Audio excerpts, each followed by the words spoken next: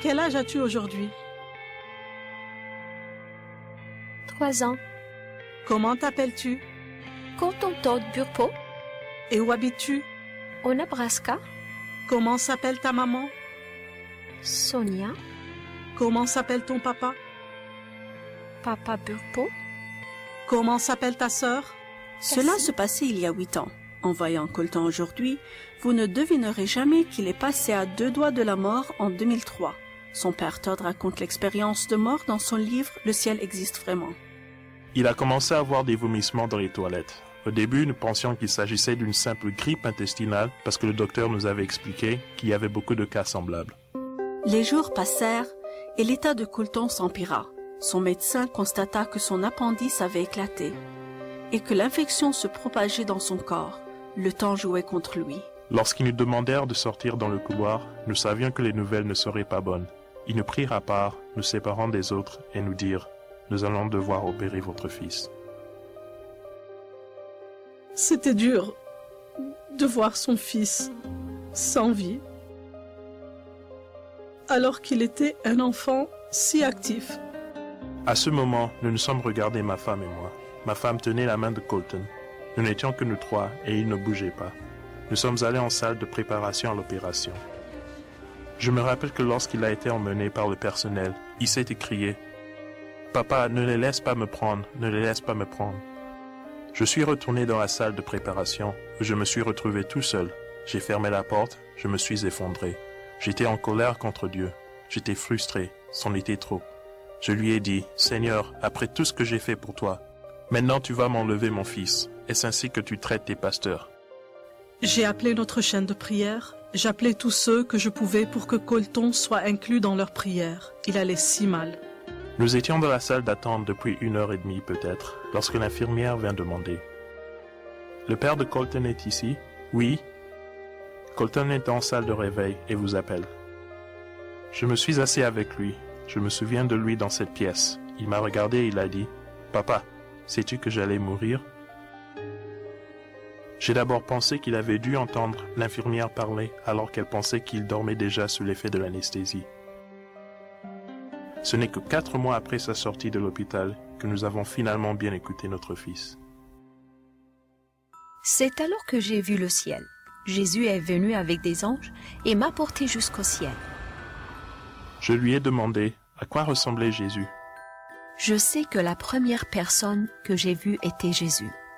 Il portait une robe blanche avec une ceinture violette. Il est descendu en douceur et avec grâce. Tu sais, papa, Jésus a des marques. Il a des marques.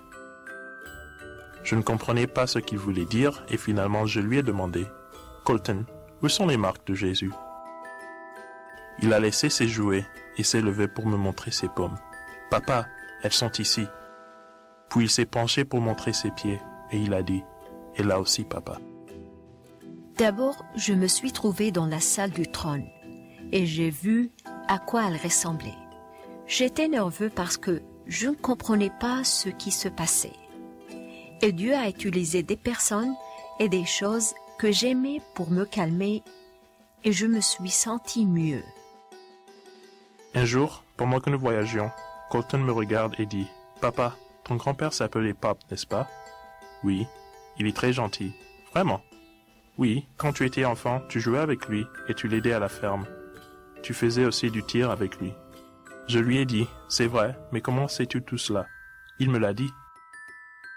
J'ai vu quelqu'un qui s'appelait Pop. Il m'a demandé « Es-tu le fils de Todd ?»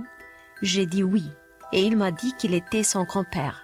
C'est comme ça que je l'ai rencontré. Oui, Pop. J'étais très proche de lui et il était mon plus grand modèle lorsque j'étais enfant. Il est mort dans un accident de voiture avant mes 7 ans. J'étais occupée avec les factures, c'est mon boulot, et il est venu me dire qu'il avait 2 sœurs. Il a dû le répéter plusieurs fois avant de finalement avoir mon attention. J'ai posé mes papiers, je les regardais. « Que veux-tu dire par là ?» Il a répondu « Je veux dire que j'ai 2 sœurs. Tu as eu un bébé qui est mort dans ton ventre ?» Et je l'ai regardé. « Mais comment sais-tu que tu as 2 sœurs ?» Elle me l'a dit. puis il a commencé à la décrire. Elle ressemblait à Cassie, mais avec des cheveux bruns. La première fois qu'elle m'a vue, elle est venue et m'a serré dans ses bras. Nous savions que c'était vrai parce qu'il a dit « Elle n'arrêtait pas de me serrer dans ses bras. Elle ne voulait pas arrêter, maman, je n'aimais pas ça. » Les effusions, c'est pas mon genre. J'avais fait une fausse couche le week-end de la fête des pères, ce qui rendait la chose encore plus douloureuse. Nous pensions avoir tourné la page, avoir fait notre deuil et accepté la mort du bébé. Puis il a dit qu'il avait 2 sœurs. Je pense que j'ai d'abord été sous le choc, avant de me dire « Mais qu'est-ce qu'il raconte ?» Avec sa description, j'ai compris qu'il l'avait bien vue. Il a dit qu'elle nous attendait tous au ciel. Alors que nous parlions du ciel et qu'il me donnait plein de détails merveilleux, je n'ai pas pu m'empêcher de lui demander s'il avait voulu revenir. Je savais que j'allais quitter le ciel parce que Jésus était venu me dire « Colton, tu dois rentrer ». Quand je ne voulais pas rentrer, il m'a dit qu'il voulait répondre à la prière de mon père. Je me souviens de cette prière irrévérencieuse et irrespectueuse, une prière où je criais sur Dieu. Et je me suis dit, Dieu a répondu à cette prière-là. Aujourd'hui, Colton est un garçon de 11 ans en pleine santé. Il raconte son périple céleste sans aucune honte. J'ai appris que le ciel existe vraiment. Vous aimerez beaucoup cet endroit.